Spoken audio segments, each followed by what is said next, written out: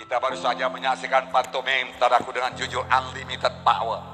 Kuasa yang tidak terbatas, tidak lain daripada kuasa Tuhan Yesus. Kuasa Allah Bapa di sorga, Bapa kita dalam nama Yesus. Saudaraku, tidak terbatas kuasanya. Dia menciptakan manusia ini, saudaraku, dan dia juga menciptakan bumi dan semesta alam ini hanya dengan firman-Nya saja. Dia katakan jadi. Tidak ada kuasa yang seperti itu. Hanya menjadikan manusia dia bentuk dari lembut abu tanah, saudaraku. Saudaraku, kemudian dia hembuskan napas yang hidup. Dan manusia itu menjadi makhluk yang hidup, yang bisa bersekutu dengan Tuhan. Tuhan, saudaraku, suka bersekutu dengan anaknya. Kerap kali Tuhan datang, saudaraku, dan berkata-kata dengan Adam dan Hawa, saudaraku. Hanya setan tidak senang manusia ini bersekutu dengan Tuhan. Sampai sekarang setan berkata, saudara beragama bolehlah, tapi jangan kau bersekutu dengan Tuhan. Jangan lahir baru, jangan jadi anak Tuhan, supaya engkau jangan mewarisi hidup yang kekal. Saudaraku, hanya dengan lahir baru kita mewarisi hidup yang kekal. Setelah kita lahir baru kita bisa bersekutu dengan Tuhan.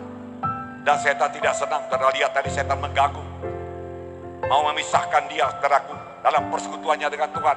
Sampai sekarang setan berusaha memisahkan kita dengan Tuhan, saudaraku. Saudaraku yang kasih dalam nama Yesus, tapi syukur dia kembali kepada Alkitab, kembali kepada firman Tuhan. Firman Tuhan adalah jawaban dalam hidup kita.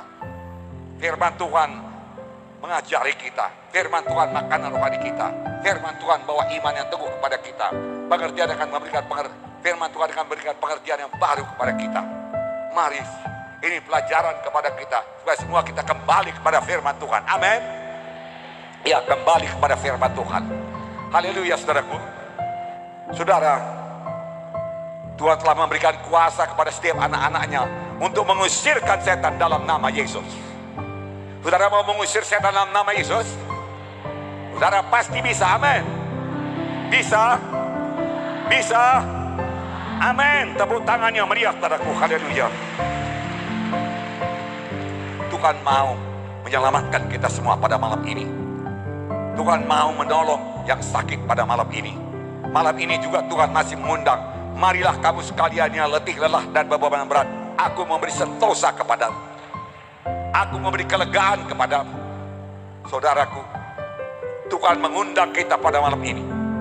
Datang pada Yesus, saudaraku. Bukan letih lesu karena bekerja berat di dunia ini, tapi letih lesu jiwa kita. Malam ini saya juga mau bertanya kepada saudara, apakah jiwa saudara sudah lahir baru, sudah bertemu dengan Tuhan Yesus?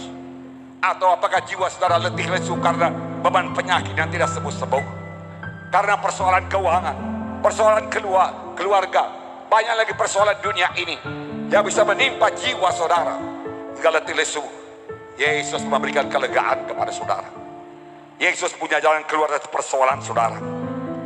Langkah pertama bagi saudara yaitu datang pada Yesus dan biarkan Yesus bertahta dalam hati saudara, menjadi Tuhan dan Juru Selamat saudara.